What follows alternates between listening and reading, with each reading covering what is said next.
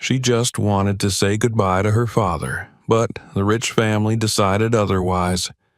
What happened afterward changed their lives forever. Subscribe. And write in the comments, where are you watching from?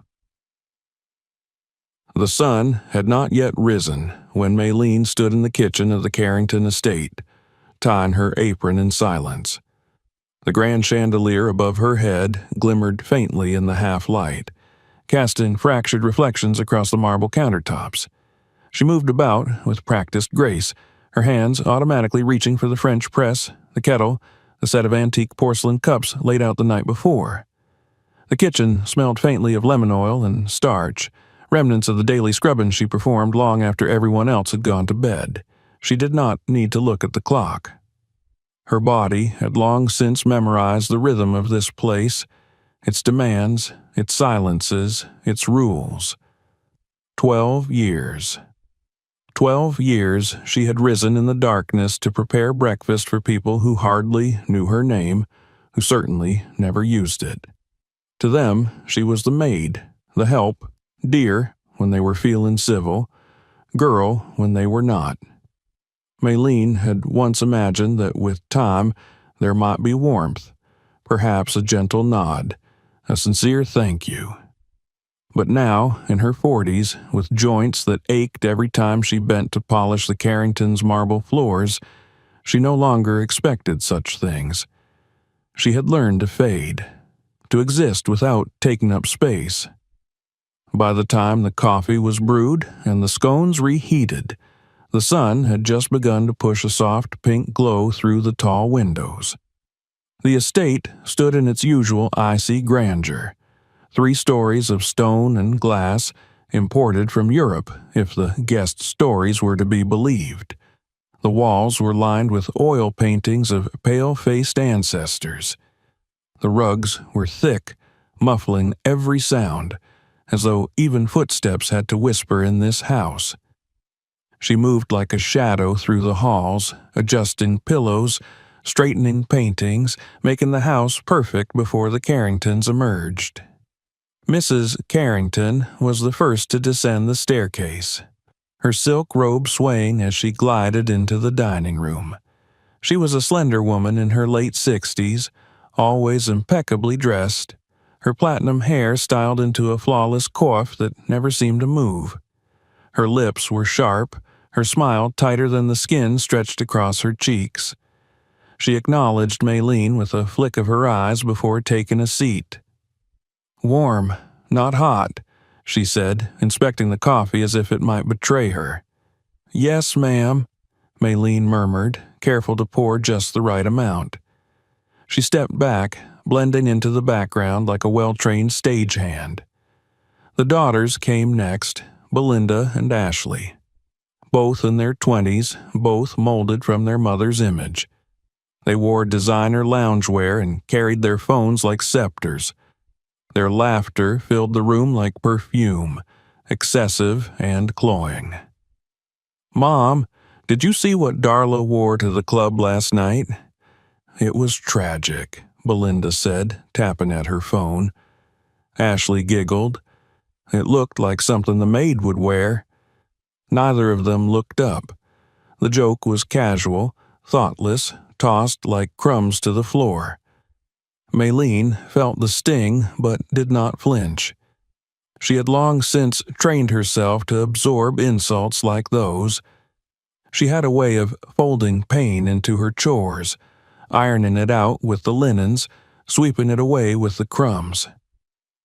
She stood by the wall, waiting in silence, as the women sipped coffee and discussed vacations and politics. The conversation floated above her like perfume, frivolous, unattainable. Occasionally, Mrs. Carrington would raise a hand, snapping her fingers without turning her head. "More jam," she said once. "Toast is too dark. The tablecloth has a wrinkle." Maylene moved swiftly each time, smoothing, correcting, replacing. No eye contact, no words beyond, "Yes, ma'am." That was the unspoken law of the Carrington estate. Once breakfast was cleared, she carried the dishes to the kitchen, where the chef would not arrive for another hour. She began the process of hand-washing the fine china, scrubbing with quiet precision, her thoughts drifting to the garden she never saw, the sky she barely remembered. The rest of the day unfolded in its usual rhythm, polishing silver, vacuuming the rugs, fluffing the down pillows in the guest bedrooms. There were no breaks, no pauses. Lunch had to be prepared for the daughters before their tennis lessons. The linens had to be aired, the pantry inventoried, the schedule of the week confirmed with the house manager. Every task was listed, timed, and expected to be completed without deviation. By evening, her legs ached. She carried a tray of cocktails into the parlor where Mr. Carrington now sat, his legs crossed, reading the financial section of the Times. He was a tall man with thinning hair and a voice that rarely rose above a practiced murmur. He nodded without looking up. "Put it there," he said. Maylene obeyed. Her arms trembled slightly under the weight of the silver tray, but she steadied herself. She had served him for more than a decade, and still he barely glanced at her. Dinner was a formal affair, even when there were no guests. The dining table stretched across the room like a runway, adorned with crystal and china. Maylene served each course in silence, careful not to let her footsteps echo, her presence be noticed. She moved between the courses, retrieving plates, refilling glasses, responding to gestures rather than words. At one point, Belinda turned to her sister and laughed. "I don't understand how anyone could want to do this for a living. It must be so depressing." Ashley shrugged. "Well, people like her don't really have lives, do they? They're just part of the furniture." They laughed again. Maylene continued clearing the plates. Her hands shook slightly, but her face betrayed nothing. She had learned to wear invisibility like a uniform. If she showed pain, they would dismiss it. If she showed strength, they would punish it. Later, as she retreated to her small room in the servants' wing, a narrow space with a cot, a nightstand, and a single window, she sat on the edge of her bed and removed her shoes slowly. Her feet were swollen, her back screamed, but she ignored the pain. She opened the drawer and pulled out a small wooden box. Inside was a photograph, faded and creased at the edges. It showed a man in a worn hat holding a little girl in his arms. Both were smiling with a joy unfiltered by hardship. Her father. She hadn't seen him in nearly 2 years. The last time they spoke, he'd asked her when she was coming home. She had promised it would be soon. Work was busy, she had said. She'd come when things slowed down. Things never slowed down. She lay back on the bed, staring at the ceiling. The silence of the house settled over her like a shroud. She could hear the clinking of glasses in the dining room, the laughter of people who had never wondered if she was tired or lonely or afraid. They didn't need to wonder. To them, she was a shadow, always present, never seen. Sleep came slowly. As she drifted off, her father's voice echoed in her memory. "You're worth more than they'll ever admit. Don't let them make you small." She had once believed him. Once.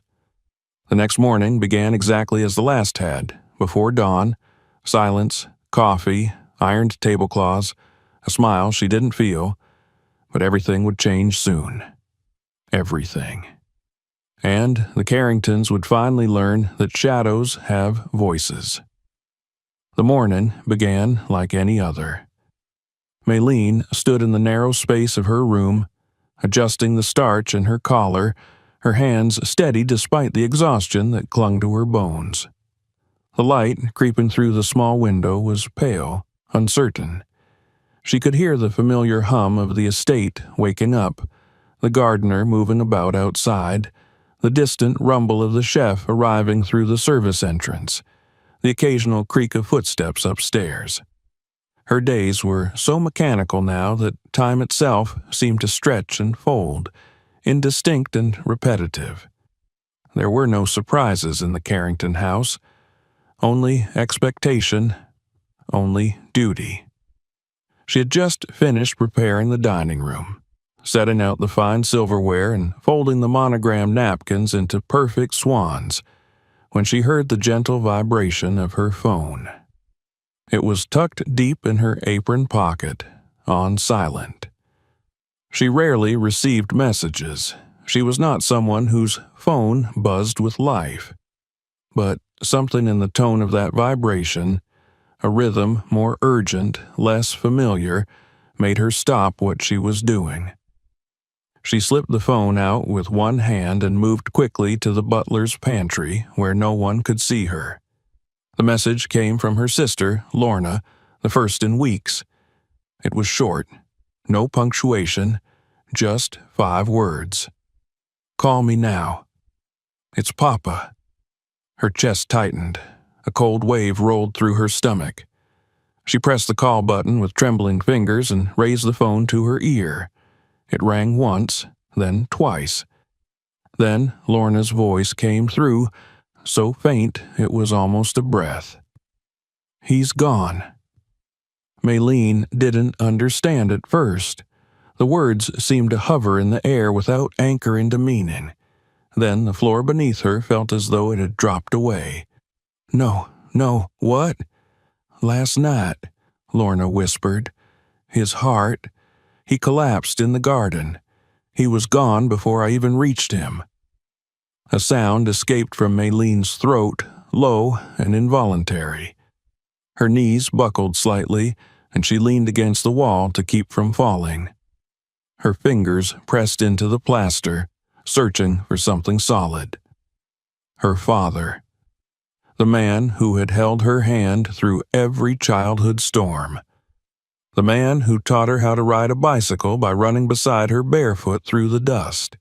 The man who saved coins in a glass jar for her education, who told her she could be more than the world expected. Gone. Lorna was still talking, her voice choked with tears, but Maylene could no longer process the words. She hung up without knowing she had done it and stood in silence for several moments, the phone slack in her hand. The world had not changed around her. The pantry still smelled faintly of lemon polish and metal.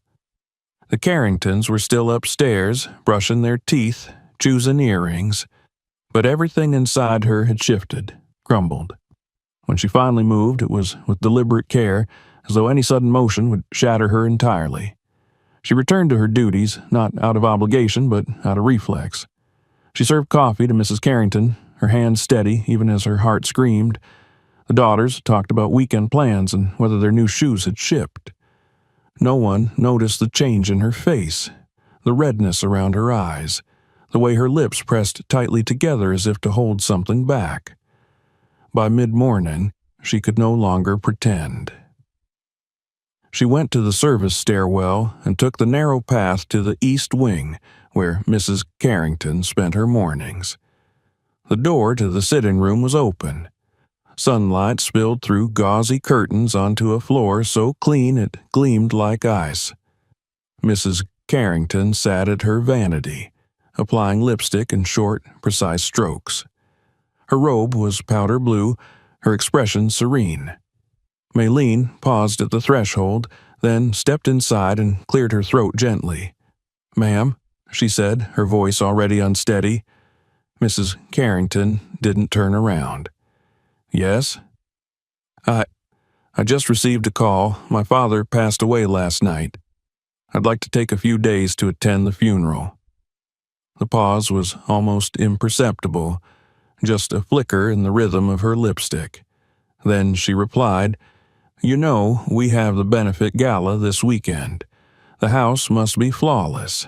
We can't afford to fall behind." Maylene blinked. "Yes, ma'am, but it's just 4 days. I'll be back before the event."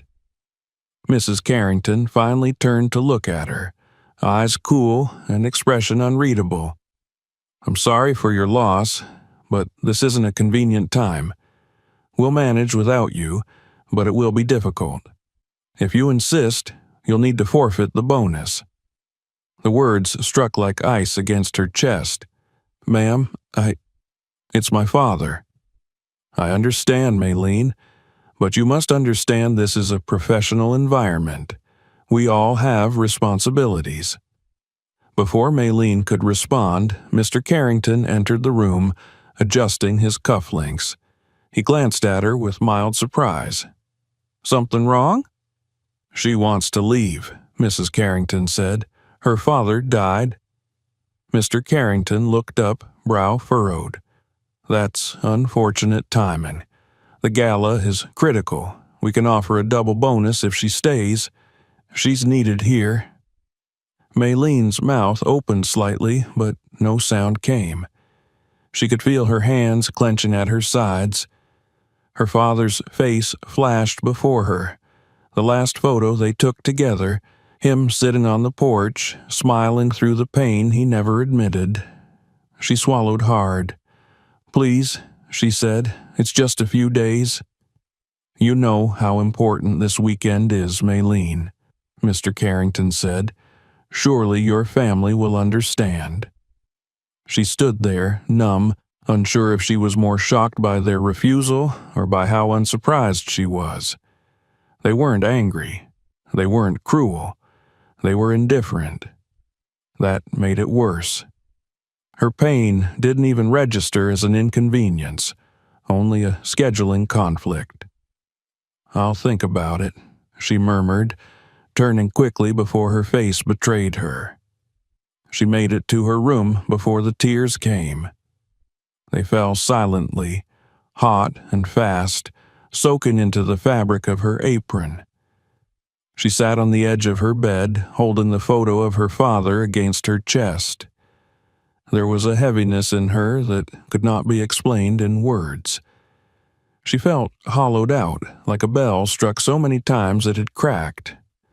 That night, she continued working. She served dinner, cleared the dishes, washed and folded linens. No one asked how she was. No one mentioned her loss. As she moved through the hallways like a ghost, she heard laughter behind closed doors, the clinking of glasses, the familiar hum of wealth at ease with itself. In the dark of her room, she lay awake, staring at the ceiling. The weight in her chest would not lift. It pulsed there like something alive, pressing into her ribs, demanding to be named. She had spent so many years in silence, swallowing every injustice. But this was different. This wasn't about a wrinkled tablecloth or a cold cup of coffee. This was her father. This was her last chance to say goodbye. And they had told her it wasn't important. She sat up, pulled the suitcase from beneath her bed, and began to pack. Slowly, methodically. She folded each piece of clothing with care, as if preparing for war. She placed the photograph on top and zipped the suitcase shut. Her movements were steady now, calm, resolute. Outside, the wind picked up, rustling the hedges beyond her window. The sky was dark, moonless. She knew what she had to do. She would not be here in the morning. The house was still asleep when Maylene opened her door. It was just past 4 in the morning, that muted hour when the world held its breath and even the clock seemed to tick more gently. Her suitcase sat by the bed, neatly packed the night before. She stood for a moment in the doorway, her hand resting on the edge of the frame, looking back into the small, windowless room that had been hers for 12 years. It was never truly hers, not in the way a room becomes a reflection of one's life. It had never held anything of her except fatigue and quiet grief. There were no decorations, no books, no mementos, just a cot, a chair, and a nightstand where the picture of her father had stood like a secret altar. Now the nightstand was bare. She moved down the servants' corridor, her suitcase wheels whispering against the polished floor. In the grand hallway beyond, the silence was absolute. The chandeliers above were unlit, the tall windows still cloaked in pre-dawn shadow. Maylene walked past them without hesitation. She had polished those windows, scrubbed their sills with toothbrushes. She had dusted the corners of those chandeliers from the top of a ladder while the Carringtons laughed at parties below. All of it felt so far away now, like someone else's memory. In the kitchen, she paused. Her apron hung on its hook. The schedule clipboard was where she had left it. The scent of coffee grounds lingered faintly from the night before. She placed a folded piece of paper on the counter. It contained only a few lines written in her careful handwriting. "Thank you for the opportunity. I will not be returning. Respectfully, Maylene Jones." She stood there for a second longer, then turned and walked toward the back door. Her fingers had just closed around the handle when a voice stopped her. Leaving without saying goodbye, Mr. Carrington stood in the doorway behind her, adjusting the cuffs of his shirt. His hair was damp, as if he had just showered, and his tone was calm, almost curious. Maylene straightened her shoulders, but did not turn around. "Yes, that's a shame. I thought we had an understanding." She turned now. Her voice was quiet but steady. "You made it clear yesterday that we do not." He sighed, stepping further into the kitchen. "You're overreacting. I know you're upset, and I'm sorry for your loss, but we had an agreement. You work, we pay you well. That gala was important." She looked him directly in the eyes. "My father's funeral was more important." He frowned, as if genuinely confused by her response. "You should have stayed. Loyalty matters in this world, Maylene. People who show loyalty are rewarded. Others are replaceable." She felt the old familiar heat rise in her chest, the warning signal of tears, of anger, of humiliation, but it didn't overtake her this time. Instead, she drew a long, slow breath. "I gave you 12 years, she said. 12 years of my hands, my feet, my silence. I cooked your meals. I raised your children when you were too busy.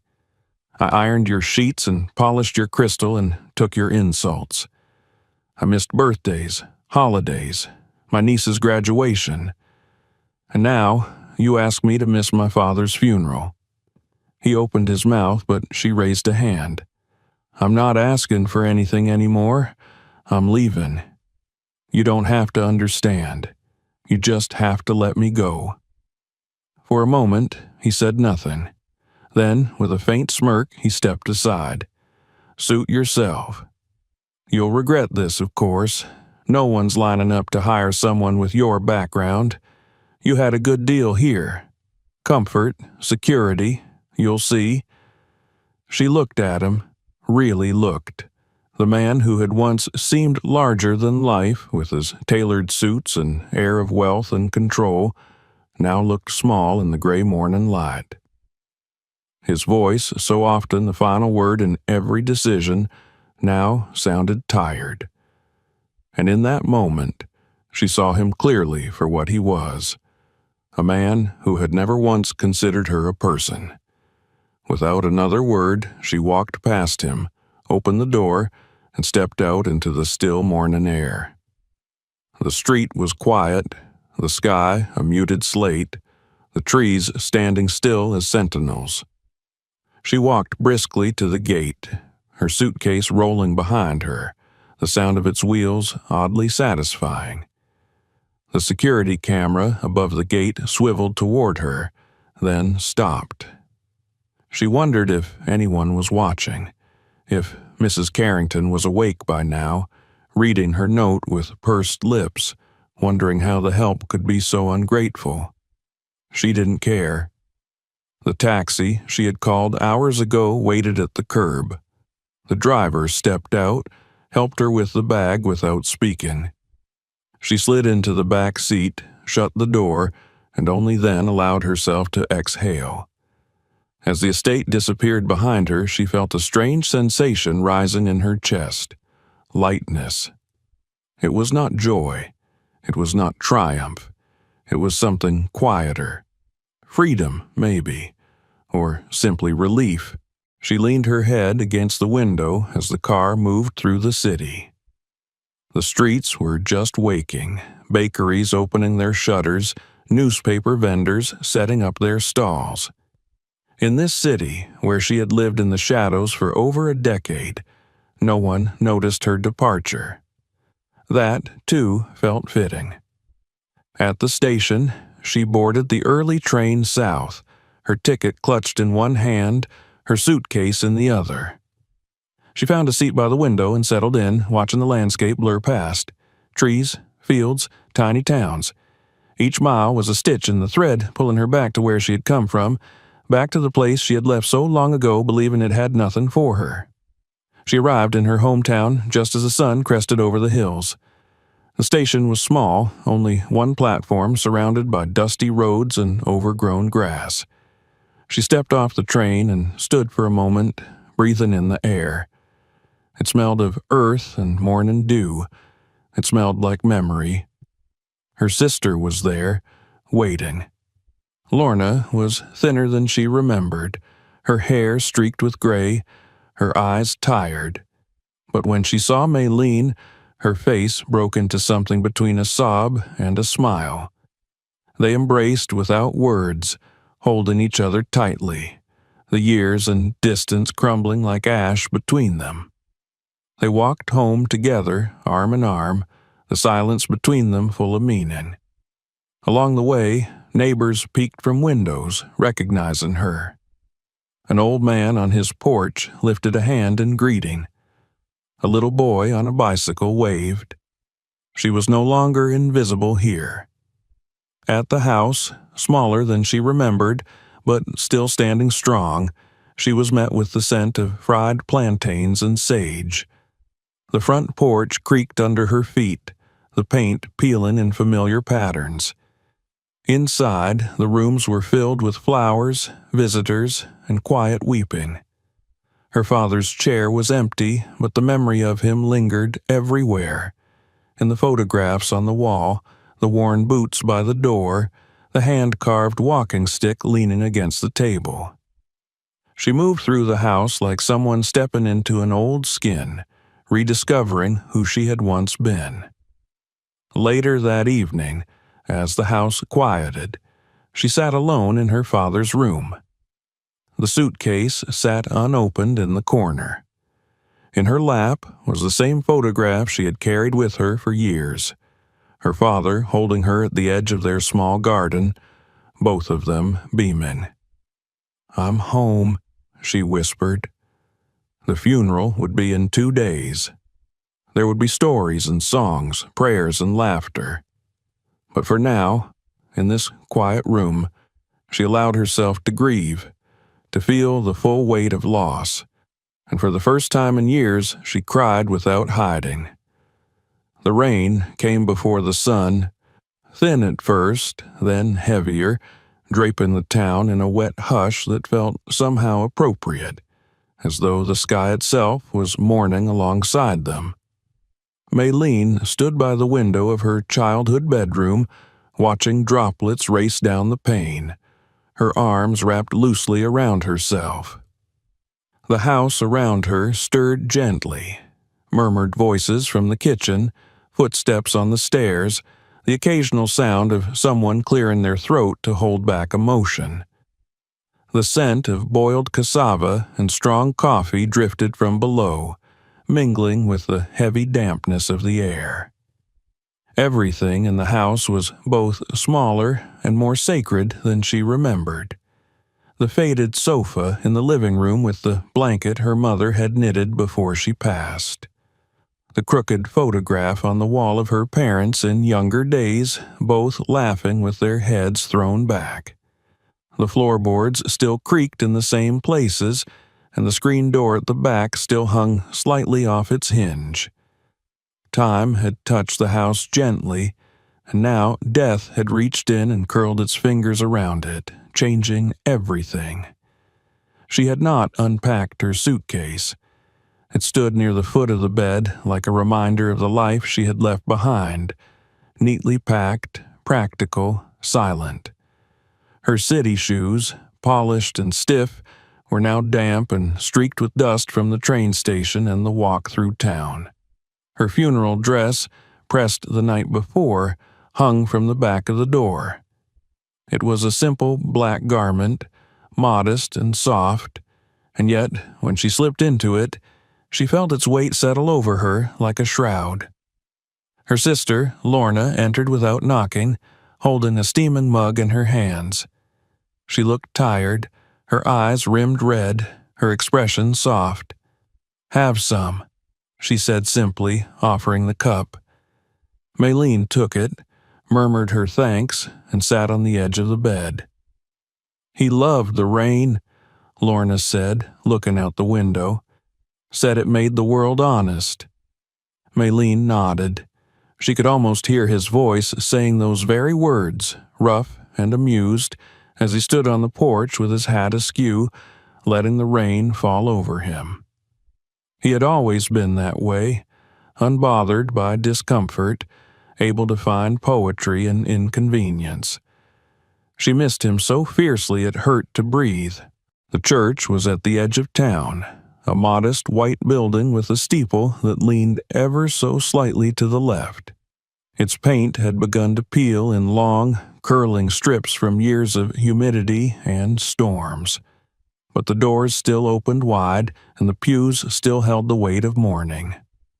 By the time they arrived, the lot was already filled with neighbors, family members, friends who had known her father as a mentor, a mechanic, a storyteller, man of dignity and work.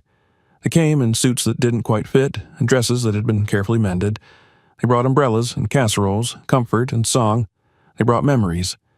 Inside the church, the air smelled of damp wood, candle wax, and flowers, so many flowers, spilling from vases and boxes, white lilies and chrysanthemums and sprays of deep red roses.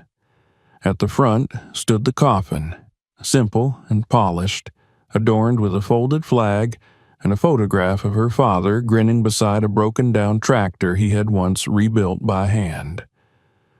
Maylene walked slowly to the front with her sister, their hands intertwined. She looked at the photograph and felt the breath catch in her throat. The eyes were exactly as she remembered, kind, stubborn, full of wit. She could almost imagine him there beside her, whispering one of his dry remarks, nudging her arm to keep her from crying. But he was gone. The service began with an old hymn, sung in harmonies that quivered and rose like smoke. The pastor, a tall man with a gentle voice, spoke of her father's life, his devotion to his daughters, his belief that hard work was holy and kindness was its own kind of wealth. Lorna read a poem. An old neighbor told a story about the time her father had fixed an entire community's power line with nothing but a ladder, a hammer, and faith. The congregation laughed through their tears. When it was Maylene's turn to speak, she felt her legs tremble beneath her. She rose slowly and walked to the pulpit, clutching a folded piece of paper in her hands, though she already knew the words by heart. She looked out at the faces, weathered, patient, open. These were people who remembered her as a child, who had watched her leave for the city in search of a better life. Now they watched her return, her grief palpable, her story largely unknown. "My father was not a rich man," she began, her voice soft but sure. "He never traveled far, never sought status or fame. But he had a kind of wealth most people never touch. He gave with his hands. He gave with his time. He believed in showing up, even when it was hard, especially then." She paused, breathing deeply. "I didn't get to say goodbye. I was too far away, caught in a life that rewarded silence and obedience, a life where I became small so others could feel large. And I let it happen for too long. I let it happen until I forgot what my father taught me, that my worth is not measured by how well I serve others' comfort, but by how I honor my own truth." She looked down at the casket, her vision blurring. "I'm sorry, Papa.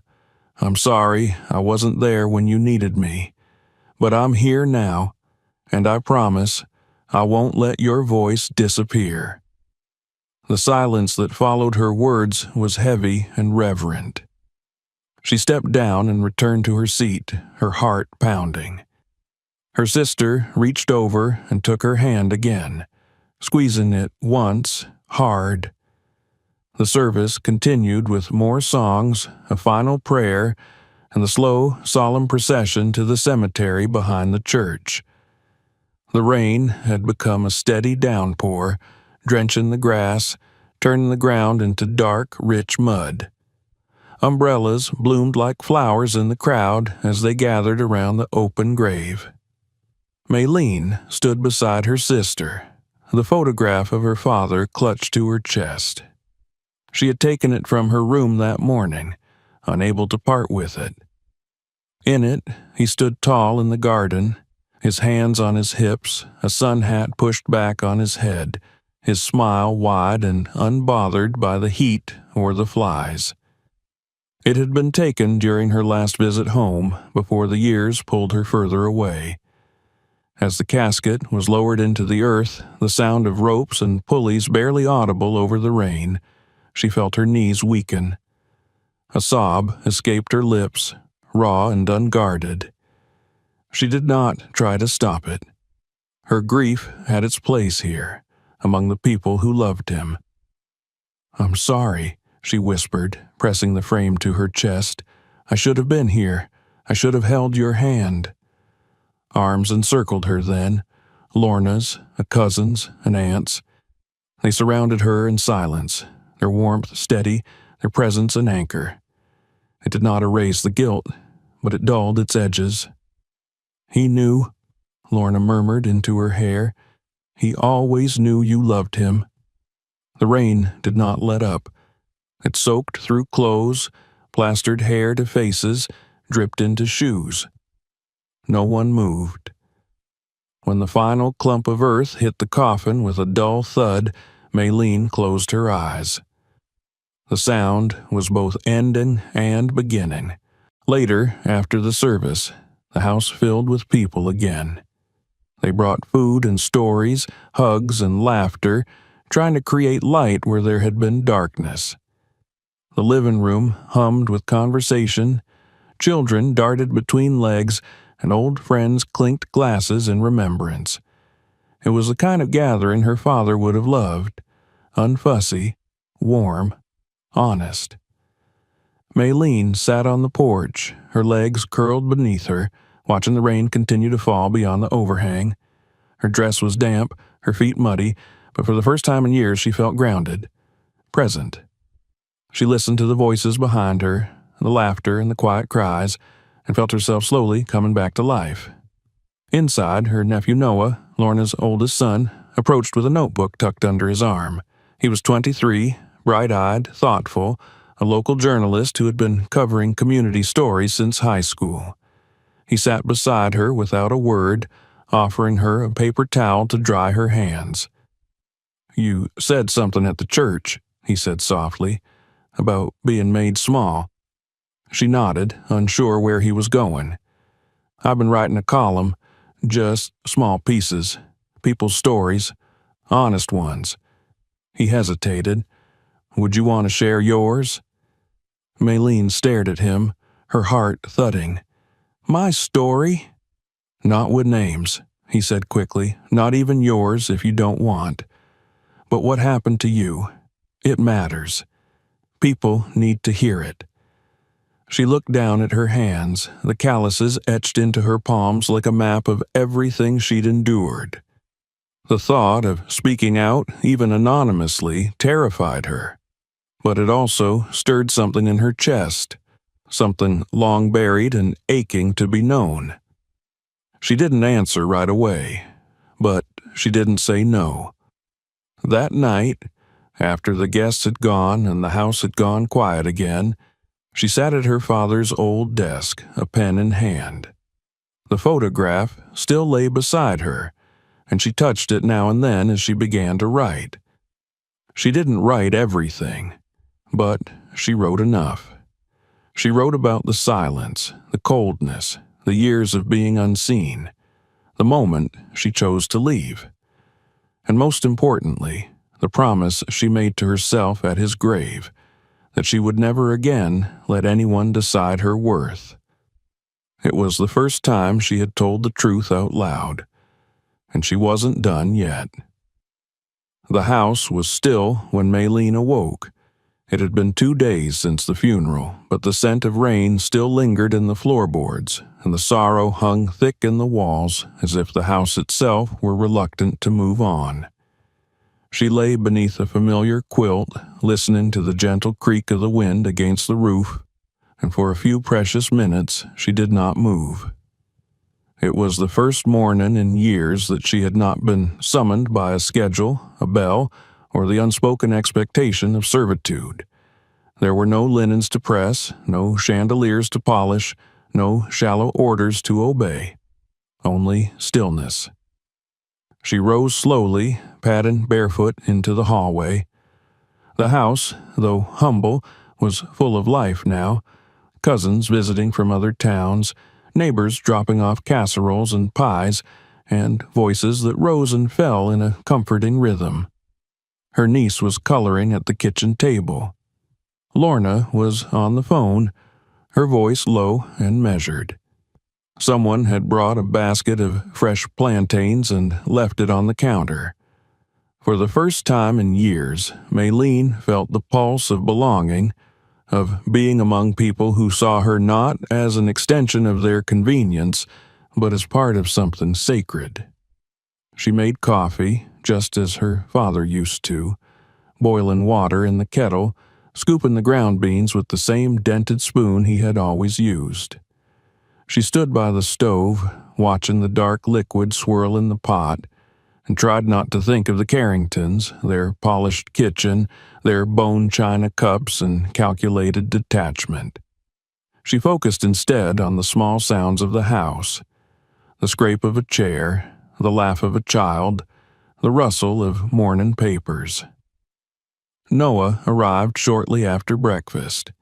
He carried his notebook under his arm and wore the kind of guarded expression that meant he had been thinking too much. He greeted her with a quiet hug, then gestured toward the porch. "Walk?" he asked.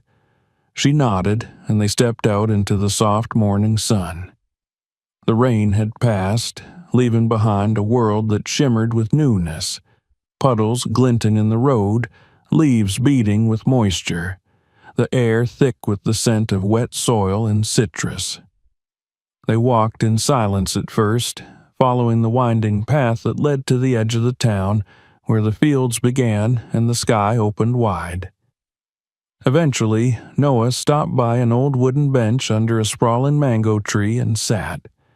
He opened his notebook and began flipping through its pages, each filled with tidy handwriting and underlined quotes.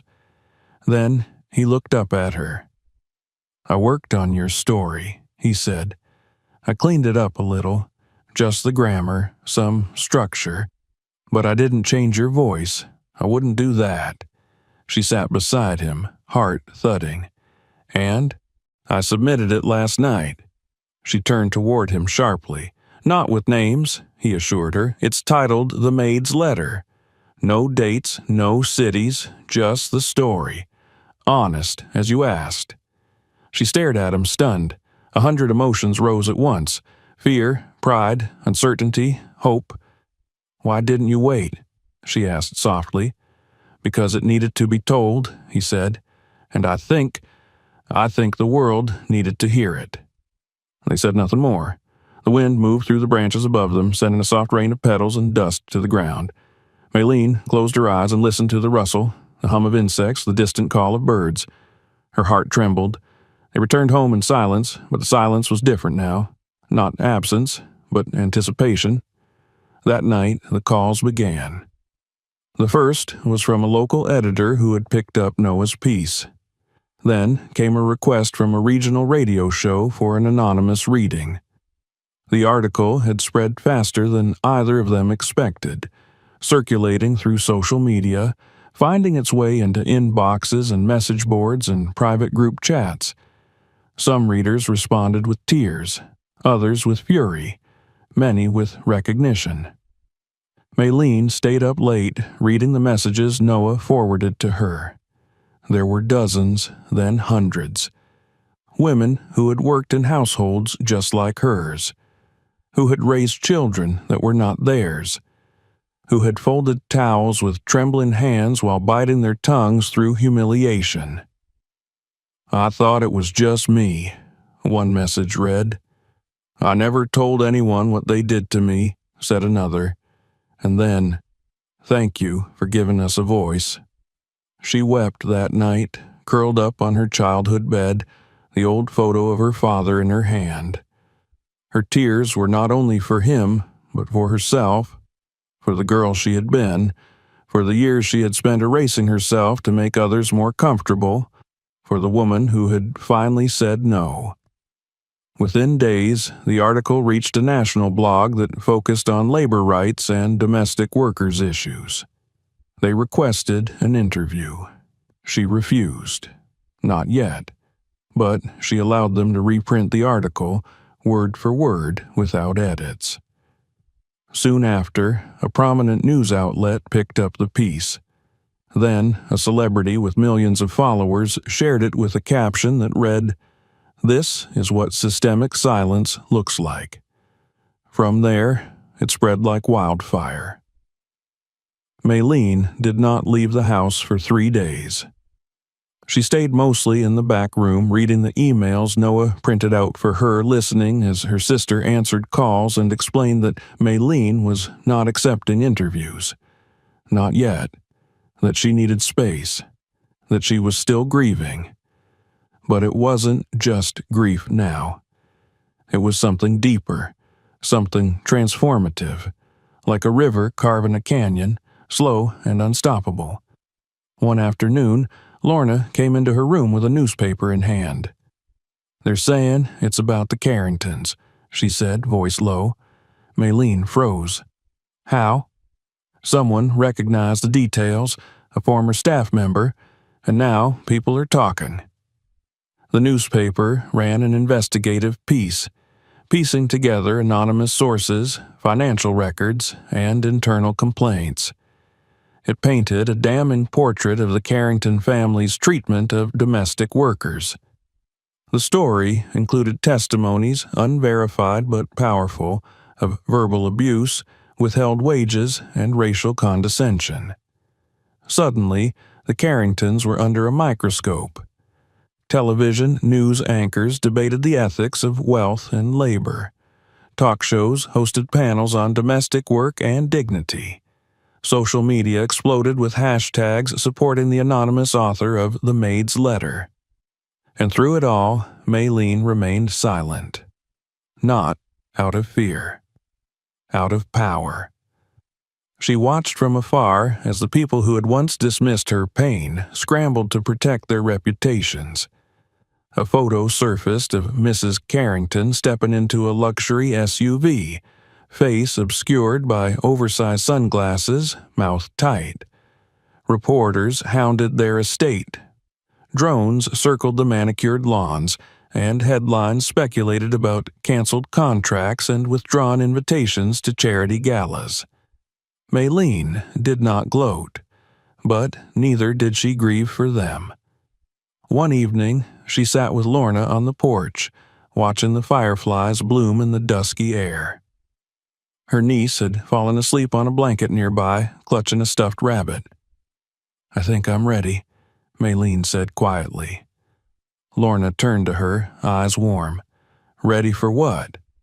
"To stop hiding." The next morning, she recorded a statement. She did not name names. She did not lash out. She told her story again, in her own voice, for a podcast dedicated to labor justice. She spoke of what it meant to be invisible. Of the day, she was told that her father's death was less important than polished silverware. Of how she walked away from a life that had cost her soul. When the podcast aired, it went viral within hours. People wept. People stood up. People remembered. And Maylene, who had once scrubbed marble floors in silence, became a symbol, not of revenge, but of awakening. She did not seek fame. She did not seek pity. She only wanted truth. And truth, once spoken, cannot be unheard. The Carrington name faded into shame. Their gala was canceled. Their friends distanced themselves. No amount of wealth could cleanse what had been revealed. But Maylene? She had found something far more precious than any of that. She had found her voice, and the world had listened. The morning sunlight streamed through the lace curtain of Maylene's room, soft and golden, brushing against her cheek like a warm hand. She opened her eyes slowly, unhurriedly, with none of the panic that used to accompany her waking hours. There was no alarm, no silent dread about a forgotten task, no list of demands echoing in her mind before her feet touched the floor, just light, warmth, and stillness. The kind that only comes with peace hard-earned. It had been nearly a month since her story had swept across the country, igniting conversations, protests, and apologies she never asked for. She had since withdrawn from the storm, retreated not into fear, but into something quieter and truer. The Carringtons were no longer her concern. Their faces had disappeared from the news, replaced by newer scandals, louder stories. But the effects lingered. Whispers of lawsuits, lost endorsements, rumors of a move abroad. None of it mattered to her anymore. Her silence had shattered. Her voice had done its work. Now she needed to build. It was Lorna who first brought her the flyer. She placed it on the kitchen table beside a warm plate of cassava and eggs one morning, her expression cautious but hopeful. "They're looking for help at the shelter," she said gently. "Not cleaning, not like before. A coordinator. Someone who understands what these women are going through." Maylene glanced at the flyer. The text was plain, straightforward. Community shelter for women and children. Seeking full-time staff for intake and support coordination. Experience preferred. Empathy required.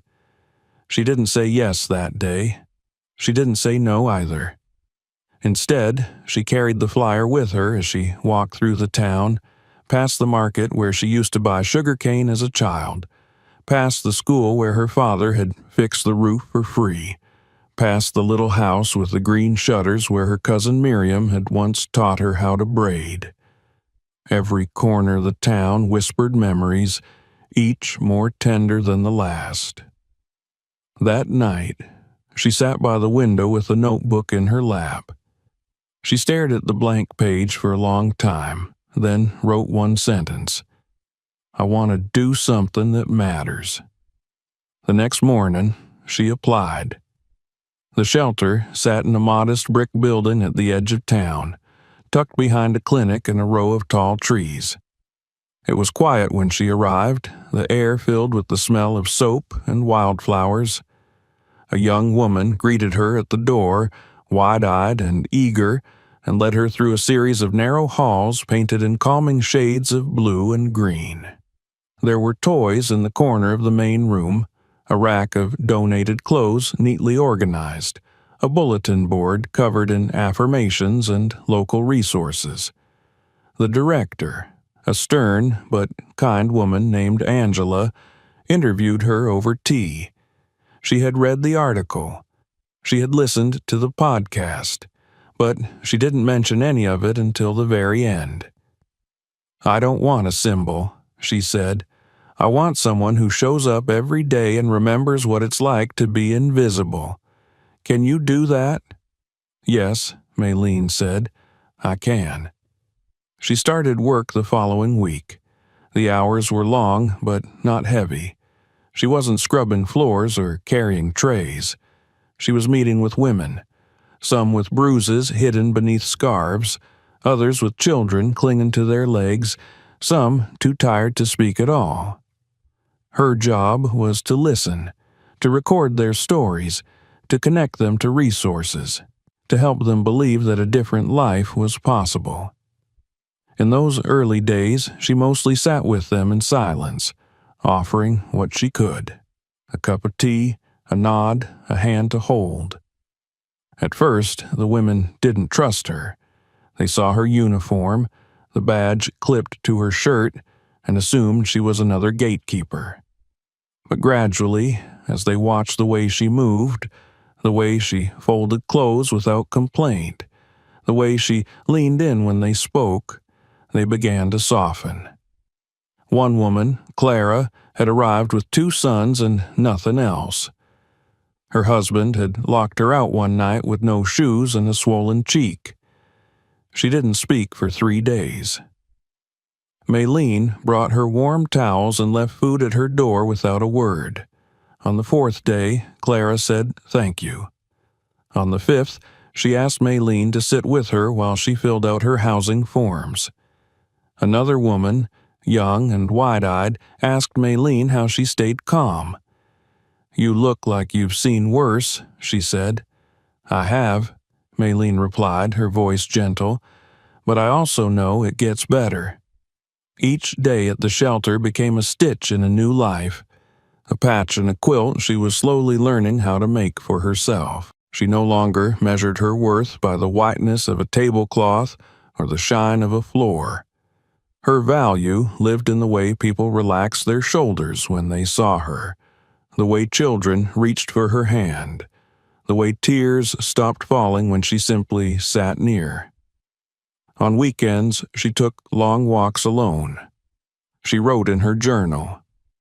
She visited her father's grave and told him stories about the women she worked with, about the children who played tag in the halls of the shelter, about how much she was learning, even now, even after everything.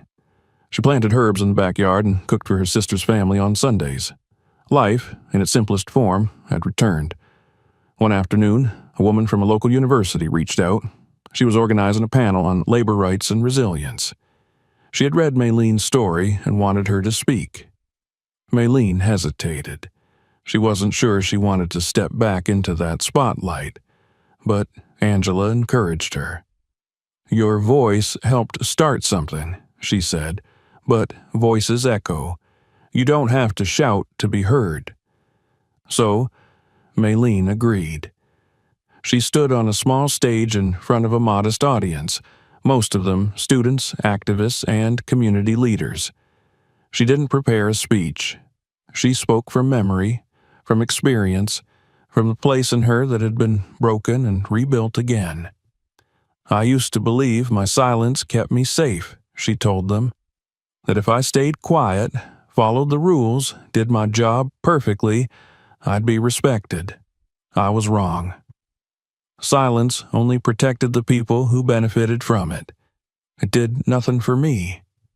She paused, looking at the faces in the crowd.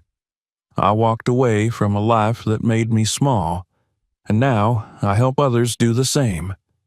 I'm not anyone's maid anymore.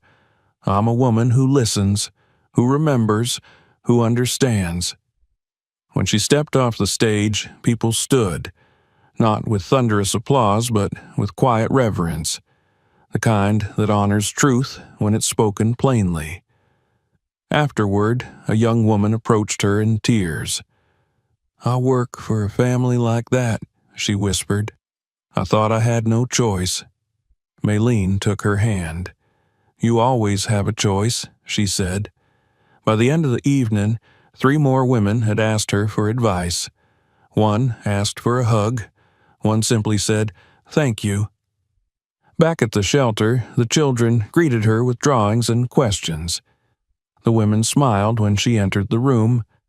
She was no longer Maylene the maid. She was Miss Maylene, the one who helped find an apartment, who knew which clinic was kind, who always remembered their names.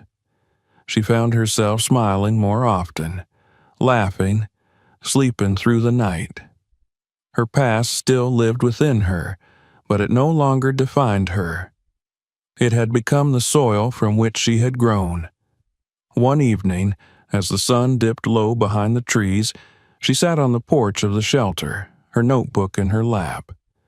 The pages were full now, not with sorrow, but with stories. Stories of women who fought their way back to themselves. Stories of survival, of quiet power, of dignity reclaimed. She turned to a fresh page and wrote, "I used to be invisible. Now I'm seen. I used to whisper. Now I speak. I used to serve without question. Now I choose whom I serve and why." She closed the notebook, smiling.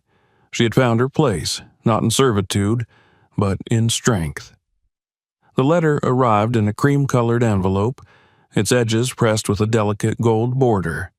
It was addressed to Miss Maylene Jones, written in elegant cursive that looked almost too formal for the small mailbox outside the women's shelter.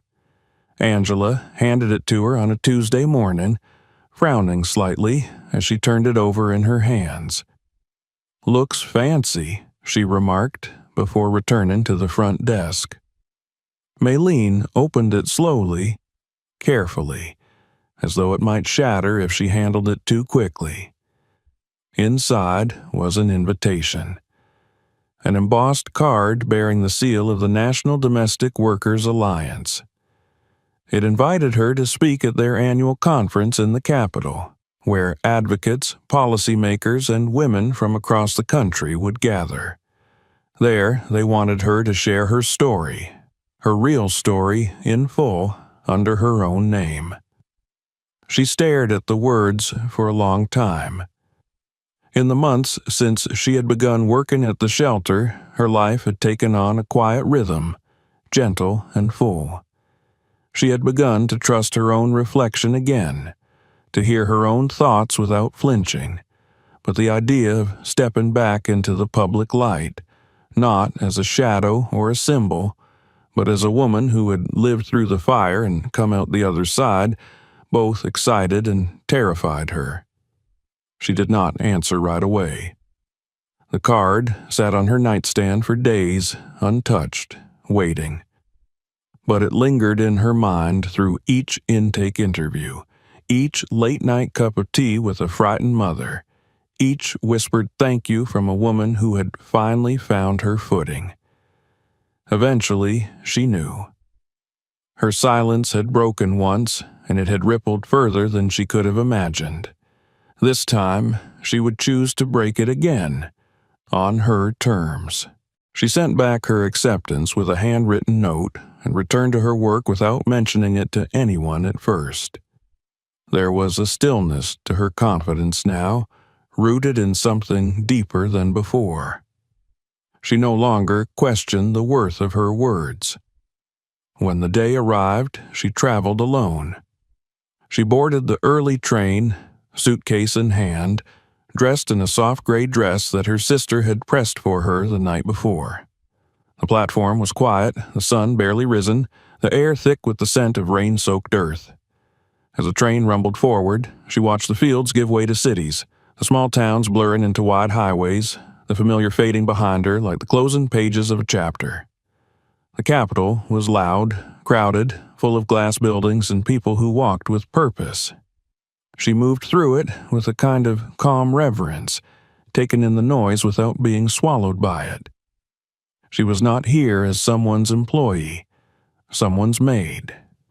She was here because they had asked her, because she had something worth hearing. The conference center loomed ahead, tall and gleaming, banners flapping from its balconies, each bearing a word in bold white letters. Dignity, voice, justice. Inside, the air buzzed with conversation and footsteps, the kind of energy that hummed with movement, with action. She was escorted backstage by a young assistant with nervous eyes and a clipboard. "We're so honored to have you," the woman said, her voice trembling slightly. Maylene smiled. "Thank you," she said. "I'm honored to be here." She waited behind the curtain, listening to the voice of the speaker before her.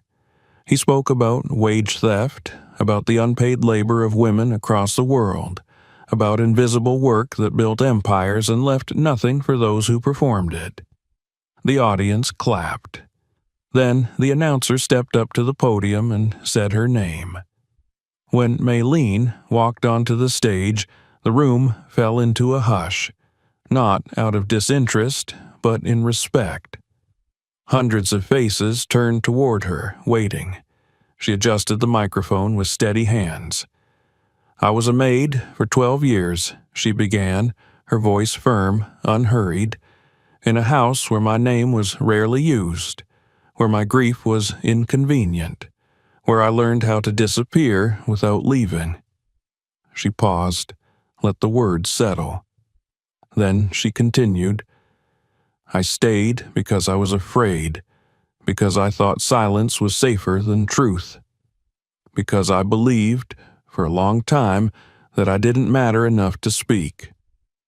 A murmur rippled through the room, recognition, sympathy, anger. But silence doesn't protect us. It cages us. And when I lost my father and they told me to keep working, when they told me his funeral didn't fit their schedule, I realized the truth. She looked out at the crowd, locking eyes with a woman in the front row whose chin was trembling. I was never invisible. They just refused to see me. She spoke for 20 minutes. She told them about the long nights, the humiliations, the way her spirit had withered under polished silver and marble floors. She told them about leaving, about the funeral in the rain, about the letter her nephew helped her write, about the firestorm that followed, about the shelter, the women, the children, the laughter, the healing. When she finished, the room rose in silence. There was no immediate applause, just the sound of people standing, moved by something deeper than rhetoric.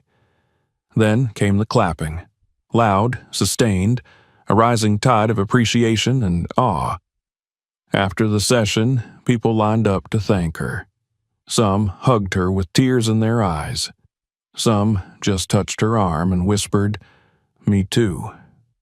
She returned home quietly, without fanfare. The train ride back was peaceful, the sun setting in golden streaks across the windows. Lorna met her at the station with a smile and a thermos of warm ginger tea. No words were needed. Her eyes said everything. Back at the shelter, things resumed as before. She filed papers. She made tea. She held hands and passed out brochures. But something had shifted. The women looked at her differently now, not with awe, but with recognition.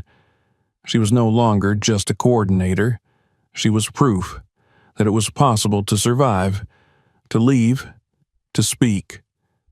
Weeks later, she returned to the graveyard at the edge of town. The grass had grown tall, and the path was dappled with sunlight filtering through the trees. She stood before her father's grave, the wind teasing at her skirt, and knelt to brush away the fallen leaves. "I did it, Papa," she said. "I kept my promise." She sat beside the headstone for a while, letting the breeze carry her voice as she spoke softly, recounting everything that had happened since her last visit. The letter, the speech, the quiet ripple of change. She told him about the women who still came to the shelter trembling and left with their heads high.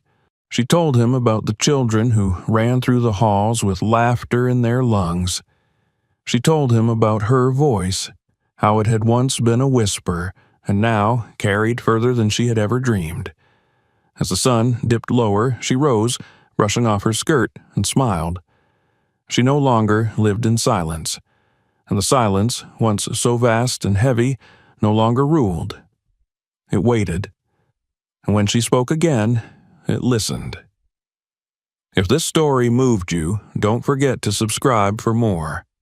Watch our next video to discover another powerful journey, and share this one with someone who needs to hear it.